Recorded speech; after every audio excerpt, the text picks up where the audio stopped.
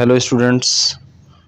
हम BSc MSc का most important topic fungi को स्टडी कर रहे हैं।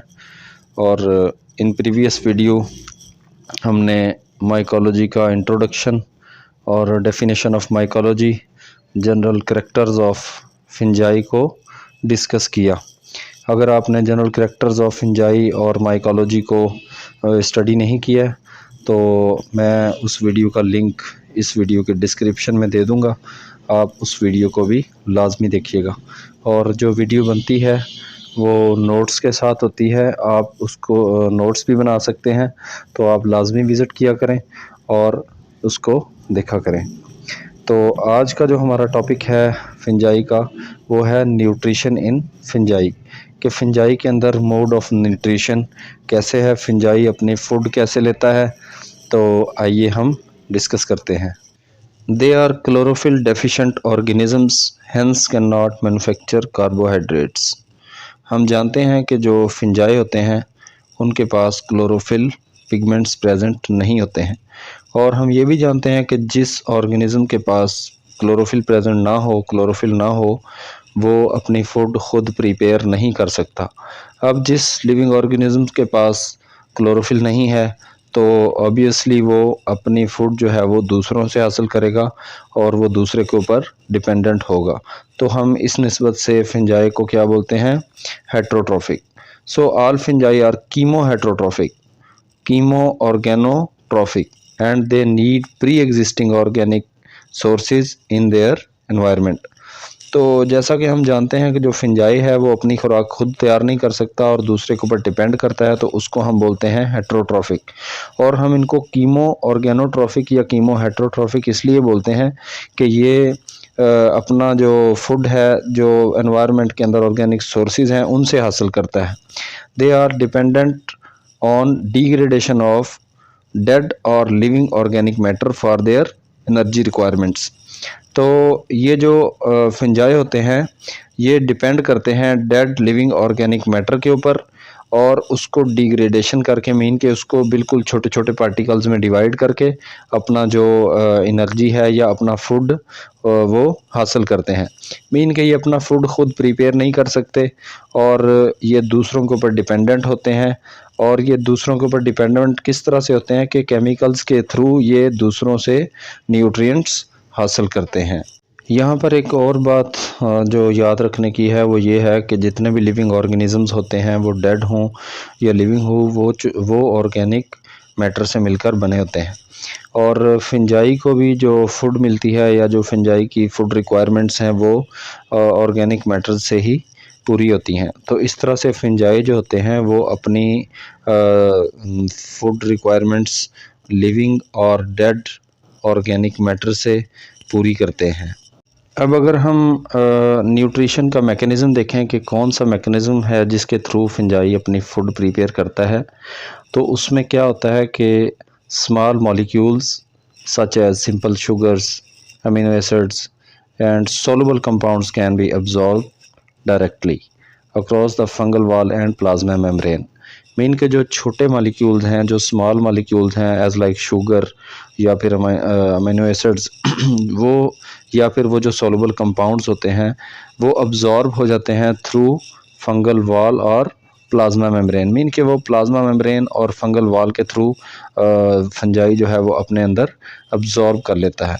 लेकिन अब इशू है लार्जर मॉलिक्यूल्स, लार्जर या more complex molecules as like polymers और इसी तरह polysaccharides and amino acids must be first broken down into their smaller molecules which can be then absorbed. तो जो लार्जर मॉलिक्यूल्स हैं जैसे कि ज़्यादा कॉम्प्लेक्स मॉलिक्यूल हैं या फिर पॉलीमर्स हैं जैसे कि पॉलीसेक्राइड्स हैं या फिर प्रोटीन्स हैं, तो उनको सबसे पहले ब्रेक किया जाता है स्मॉल पार्टिकल्स में। और जब ये स्मॉल पार्टिकल्स या स्मॉल मॉलिक्यूल्स में ब्रोकन डाउन हो जाते हैं तो उसके बाद इनको अब्जॉर्ब किया जाता है। This degradation can take place outside the fungal cell और hypha and is achieved by extracellular enzymes which are either released through or bound to the fungal wall.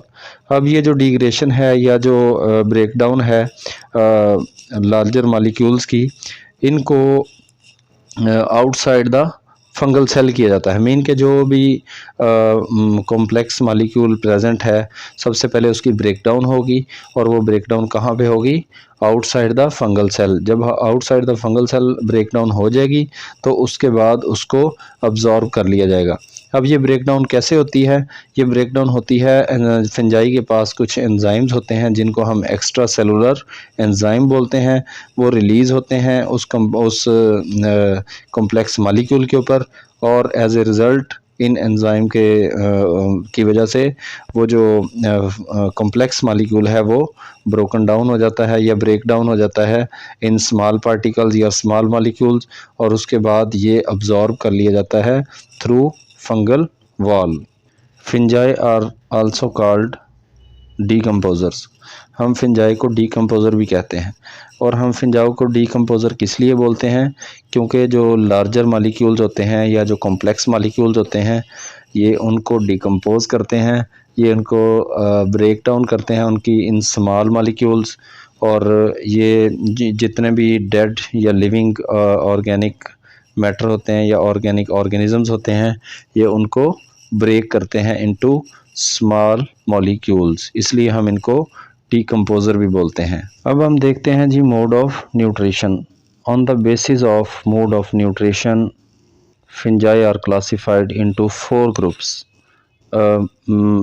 Mode of nutrition की base के ऊपर हम fungi को 4 groups के अंदर classify करते हैं। नंबर 1 है सेप्रोफाइट्स, फिर पैरासाइट्स, उसके बाद सिम्बायोट्स, और उसके बाद प्रीडेशियस। तो ये 4 क्लासेस हैं on the base of mode of nutrition. अगर हम सेप्रोफिटिक फिंजाई की बात करें तो saprophytic fungi obtain their nutrition from dead organic matter, may be both animal और प्लांट ओरिजिन। अगर हम सेप्रोफिटिक फिंजाई को देखें तो सेप्रोफिटिक जो फिंजाई होते हैं ये डेड ऑर्गेनिक मटेरियल से अपना फूड हासिल करते हैं या डेड ऑर्गेनिक मटेरियल से अपनी न्यूट्रिशन लेते हैं, और उन डेड ऑर्गेनिक मटेरियल्स में एनिमल भी हो सकता है और प्लांट भी हो सकता है। मीन के डेड होने चाहिए, चाहे वो एनिमल हो या प्लांट हो। Some species bear special structures for absorption of nutrition called rhizoids. अच्छा, अगर हम सेप्रोफिटिक फिंजाई की न्यूट्रिशन हासिल करने के तरीके से देखें तो इनके पास कुछ जो राइजोइड टाइप की स्पेशल स्ट्रक्चर्स होती हैं, और इन स्ट्रक्चर्स के साथ ये अपनी फूड को एब्जॉर्ब करते हैं। मीन के इनके पास कुछ स्पेशल स्ट्रक्चर्स होती हैं, और वो जो स्पेशल स्ट्रक्चर होती हैं वो रस्सी टाइप होती हैं, और वो जो उनको क्या हम बोलते हैं? राइजोइड्स, जिनसे ये अपने फूड को एब्जॉर्ब करते हैं। These fungi mainly produce exoenzymes for release of simple organic matter। तो ये जो सेप्रोफिटिक फंजाई होते हैं ये कुछ एंजाइम्स प्रोड्यूस करते हैं जिनको क्या कहा जाता है? Exo enzymes. और ये एक्जो एंजाइम जो होते हैं ये रिलीज़ किए जाते हैं डेड ऑर्गेनिक मैटर के ऊपर। तो जब वो उसको डेड ऑर्गेनिक मैटर के ऊपर रिलीज़ किया जाता है तो वो डेड ऑर्गेनिक मैटर को ये एंजाइम स्मॉल पार्टिकल्स के अंदर या स्मॉल मॉलिक्यूल्स के अंदर डिवाइड कर देते हैं या ब्रेक डाउन कर देते हैं। They may grow on the surface of organic matter और grow inside the organic matter. अब ये जो एक्सो एंजाइम्स हैं ये ऑर्गेनिक जो मैटर होता है उसकी सरफेस के ऊपर भी प्रेजेंट हो सकते हैं, या फिर उस ऑर्गेनिक मैटर की सरफेस के इनर साइड पे भी प्रेजेंट हो सकते हैं। अगर हम एग्जांपल्स की बात करें तो म्यूकर, राइजोपस और एस्परजिलस इसकी सेप्रोफिटिक फिंजाई की एग्जांपल्स हैं। अब अगर हम सेप्रोफिटिक फिंजाई की टाइप्स की बात करें तो saprophytic fungi are of 2 types. Saprophytic जो फिंजाई होते हैं इनकी 2 टाइप्स होती हैं। इनमें से पहली होती है नंबर 1 ऑब्लिगेट सेप्रोफाइट्स, और सेकंड कौन सी होती है? Facultative saprophytes. तो आइए हम उनको अलग अलग डिस्कस करते हैं। सबसे पहले हम देखते हैं ऑब्लिगेट सेप्रोफाइट्स क्या होते हैं। Fungi grow only on dead organic matter and do not have capacity to infect the plants or animals। अगर हम ऑब्लिगेट सेप्रोफाइट की बात करें तो ये वो फिंजाई होते हैं जो सिर्फ डेड ऑर्गेनिक मैटर के ऊपर ही ग्रो करते हैं और डेड ऑर्गेनिक मैटर से ही अपना फूड हासिल करते हैं। और इनके अंदर कैपेसिटी नहीं होती है कि अगर डेड ऑर्गेनिक जो मैटर है या डेड ऑर्गेनिज़म अगर ख़त्म हो गया है या वो इन्होंने उससे फूड ले ली है और वो मीन के डेड ऑर्गेनिक मैटर ख़त्म हो गया है तो ये किसी लिविंग ऑर्गेनिज़म की तरफ मूव करें, बल्कि ये सिर्फ डेड ऑर्गेनिक मैटर से ही अपना फूड ले सकते हैं।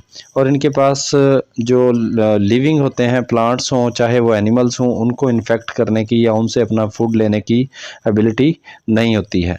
और दूसरी जो टाइप है सेप्रोफाइट की वो होती है facultative saprophyte. Normally these fungi live as parasites, but in the absence of the living host, they may also get their food material from the dead organic matter.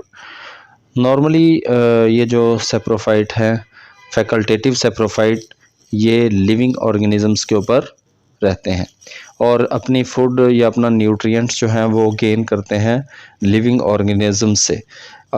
In case of absence of their living host, अगर इनका जो host है वो present नहीं है जो कि living है, तो ये अपने आप को सेप्रोफाइट बना लेते हैं और जो डेड ऑर्गेनिजम्स हैं, डेड ऑर्गेनिक मैटर है, उससे अपनी फूड हासिल करते हैं। मीन कि ये वैसे तो ये लिविंग ऑर्गेनिजम्स को अपना होस्ट बनाते हैं, लेकिन अगर इनका होस्ट प्रेजेंट नहीं है तो इनके पास दूसरा ऑप्शन मौजूद होता है। मीन कि ये डेड ऑर्गेनिक मैटर से या डेड ऑर्गेनिजम्स से अपनी फूड हासिल करते हैं या अपने न्यूट्रिएंट्स ले लेते हैं। तो अगर हम इनकी एग्जांपल्स की बात करें तो टेफरीना डिफॉर्मेंस और इसी तरह कुछ स्मट हैं एज लाइक अस्टिलेगो और टोलीपोस्पोरियम। तो ये इसकी कुछ एग्जांपल्स हैं। मीन के ये जो फंजाई हैं ये लिविंग ऑर्गेनिजम्स के ऊपर रहते हैं और वहाँ से अपनी फूड लेते हैं, लेकिन in the absence of their living host these can gain their food from dead organic matter. अब हम फंजाई का जो सेकंड मोड ऑफ न्यूट्रिशन है उसको देखते हैं, वो है parasitic fungi. These fungi take their food from other living plants and animals. ये जो फंजाई होते हैं पैरासिटिक फंजाई, ये अपना फूड कहाँ से लेते हैं? दूसरे लिविंग एनिमल से या फिर प्लांट से। मीन के ये लिविंग ऑर्गेनिजम्स के ऊपर रहते हैं और वहाँ से अपना फूड लेते हैं। The living organisms on which fungi grow are called host. और वो जो लिविंग ऑर्गेनिज़म जिसके ऊपर ये फंजाई ग्रो करते हैं या फंजाई अपने आप को रखते हैं, तो उस लिविंग ऑर्गेनिज़म को हम क्या बोलते हैं? Host. The growing fungi are harmful to the host as they develop disease condition in their host. तो ये जो फंजाई होते हैं जो लिविंग ऑर्गेनिजम्स के ऊपर रहते हैं और पैरासाइट के तौर पे वहाँ पर रहते हैं, तो इनको हम ये पैथोजेनिक नेचर के होते हैं। मीन के ये पैथोजेंस को क्रिएट करते हैं, मीन ये डिजीज़ क्रिएट करते हैं अपने होस्ट के ऊपर। जहाँ से ये फूड ले रहे होते हैं वहाँ पर ये डिजीज़ भी काज कर रहे होते हैं। Such relationship is known as parasitism. इस रिलेशनशिप को हम क्या बोलते हैं? पैरासाइटिज़म। मीन के ऐसा रिलेशनशिप जहाँ से एक ऑर्गेनिज़म अपनी फूड ले रहा है और उसके लिए वो हार्मफुल भी है और उसको वो नुकसान भी दे रहा है, तो उसको हम क्या बोलते हैं? पैरासाइटिज़म। मीन के पैरासाइट जो होता है वो जहाँ से अपना फूड लेता है वहाँ पर डिजीज़ भी काज करता है। Some parasitic fungi possess specialized structures called hostoria for absorption of nutrition from host। अच्छा, ये जो फंजाई होते हैं पैरासिटिक फंजाई, इनके पास कुछ स्पेशलाइज्ड स्ट्रक्चर होती हैं जिनको हम होस्टोरिया बोलते हैं। और ये जो होस्टोरिया होते हैं ये किस काम के लिए यूज़ होते हैं? ये absorption of nutrients from host. ये अपने जो होस्ट होते हैं वहाँ से जो न्यूट्रिएंट्स अब्जॉर्ब करते हैं, तो ये होस्टोरिया उस काम के लिए इस्तेमाल होती है। मीन के ये होस्टोरिया स्पेसिफिक स्ट्रक्चर है या स्पेशलाइज्ड स्ट्रक्चर है। इससे जो फंजाई है वो अपने न्यूट्रिएंट्स को अब्जॉर्ब करता है फ्रॉम होस्ट। अगर हम पैरासिटिक जो फंजाई होते हैं उनकी टाइप्स की बात करें तो ये भी दो टाइप्स के होते हैं। नंबर 1 ऑब्लिगेट पैरासाइट और नंबर 2 फैकल्टेटिव पैरासाइट। अब अगर हम ऑब्लिगेट पैरासाइट को देखें तो ये फिंजाई जो होते हैं ओनली ग्रो करते हैं लिविंग होस्ट के ऊपर या फिर टिश्यूज़ के ऊपर, जिनको हम ऑब्लिगेट पैरासाइट कहते हैं। मीन के जो ऑब्लिगेट पैरासाइट होते हैं ये सिर्फ़ और सिर्फ लिविंग ऑर्गेनिज्म से ही अपनी फूड हासिल करते हैं। और अगर हम इसकी एग्जांपल को देखें तो इसकी एग्जांपल है एरिसाइफी। और जो दूसरी टाइप है पैरासाइट की वो होती है फैकल्टेटिव पैरासाइट। फैकल्टेटिव पैरासाइट या जो फैकल्टेटिव फंजाई होते हैं तो ये इनके पास कैपेसिटी होती है लिविंग ऑर्गेनिजम्स को भी इन्फेक्ट करने की। मीन के ये स्टार्ट के अंदर तो सेप्रोफाइट जैसा रोल प्ले करते हैं और डेड ऑर्गेनिक मैटर से अपनी फूड या न्यूट्रिएंट्स हासिल करते हैं, लेकिन जब वो डेड ऑर्गेनिक मैटर ख़त्म हो जाता है तो फिर इनके पास एक दूसरा ऑप्शन होता है। और वो दूसरा ऑप्शन क्या होता है? To infect the living organisms, कि ये लिविंग ऑर्गेनिजम्स को भी इन्फेक्ट करते हैं। तो अगर हम इसकी एग्जांपल की बात करें तो इसकी एग्जांपल में पेस्टालोटिया आती है। अब हम देखते हैं third mode of nutrition in fungi. जो थर्ड जो टाइप ऑफ फिंजाई है उसमें सिम्बायोटिक फिंजाई आते हैं। दीज फिंजाई ग्रो ऑन और with living organisms but both of them are mutually benefited. ये जो फिंजाई होते हैं ये लिविंग ऑर्गेनिजम्स के ऊपर ग्रो करते हैं या लिविंग ऑर्गेनिजम्स के साथ ग्रो करते हैं, लेकिन ये फिंजाई अपने होस्ट के लिए हार्मफुल नहीं होते हैं और अपने जो होस्ट होता है उसको नुकसान नहीं पहुंचाते हैं, बल्कि ये दोनों होस्ट और ये फिंजाई अपने एक दूसरे को बेनिफिशियल होते हैं उनके लिए। और अगर हम इसकी एग्जांपल की बात करें तो इसकी एग्जांपल्स में लाइकन आते हैं और माइकोराइजा आता है। Lichen are symbiotic association of algae and fungi. Lichen जो होते हैं वो एल्गी और फिंजाई के दरमियान एक एसोसिएशन होती है। मीन के एल्गी और फिंजाई ये जो है वो मिलकर रहते हैं और ये दोनों एक दूसरे के लिए बेनिफिशियल होते हैं। और अगर हम माइकोराइजा की बात करें तो mycorrhiza are symbiotic association of fungi and root of higher plants. Mycorrhiza जो होते हैं वो फिंजाई और हायर प्लांट्स के दरमियान एक एसोसिएशन होती है और ये दोनों एक दूसरे के लिए बेनिफिशियल होते हैं। अगर हम फिंजाई के फोर्थ मोड ऑफ न्यूट्रिशन की बात करें तो ये है पैराडिशियस फिंजाई। मीन के ये जो पैराडिशियस फिंजाई होते हैं इनको हम शिकारी फिंजाई भी कह सकते हैं और ये एनिमल्स को कैप्चर करते हैं और अक्सर ये सॉइल के अंदर प्रेजेंट होते हैं। तो इनका ये कैसे कैप्चर करते हैं कि इनके पास स्पेशल हाइफल ट्रैप्स होते हैं। इनके स्पेशल स्ट्रक्चर्स होती हैं ट्रैप करने के लिए और उन स्ट्रक्चर से या उन स्पेशल हाइफल ट्रैप्स के साथ ये एनिमल्स को, स्मॉल एनिमल्स को कैप्चर करते हैं। अगर हम देखें कि कौन कौन से एनिमल्स को ये कैप्चर करते हैं तो ये अमेबा और निमाटोड्स को कैप्चर करते हैं। Some of them also produce sticky secretions for capturing their prey. अगर हम देखें तो कुछ ऐसे प्रीडिशियस फिंजाई होते हैं जो कि स्टिकी स्क्रीशंस जो है वो प्रोड्यूस करते हैं। मीन के कुछ चिप्स पे जो है ना वो मवाद को स्क्रीट करते हैं, तो जो इनके प्रे होते हैं वो इनकी तरफ अट्रैक्ट होकर इनके साथ चिपक जाते हैं और ये उनसे अपनी फूड हासिल करते हैं। अगर हम प्रीडिशियस फिंजाई की एग्जांपल्स की बात करें तो आर्थ्रोबोट्रिस और डिक्टाइलेरिया ऐसे फिंजाई हैं जो प्रीडेशियस हैं और अपने फूड जो है वो निमाटोड से और अमेबा से हासिल करते हैं। तो ये था जी हमारा मोड ऑफ न्यूट्रिशन इन फिंजाई। उम्मीद है कि आपको ये लेक्चर समझ आया होगा।